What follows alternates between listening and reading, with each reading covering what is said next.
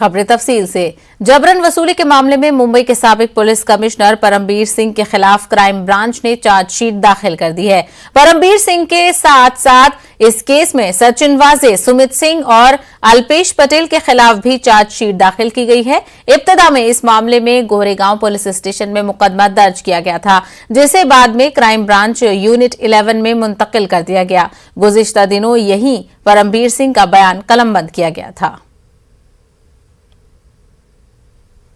Page की chargesheet है, कितने लोग का स्टेटमेंट है, थोड़ा सा बता दीजिए। तकरीबन मेरे ख्याल से 1000 से ज़्यादा पेजेस है अभी, क्योंकि अभी भी उसके जो बी फाइन होती है, ए फाइन होती है, उसकी कैटेगरीज है, तो 1000 तक पेजेस है उसमें।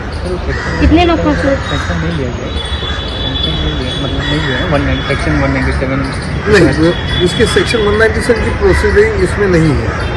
सर, कितने लोग का स्टेटमेंट है इसमें? टोटल है, अभी आप देख लीजिए जब चार्जशीट पब्लिक लिया। गिरदावी तूफान जवाद की पेशकदमी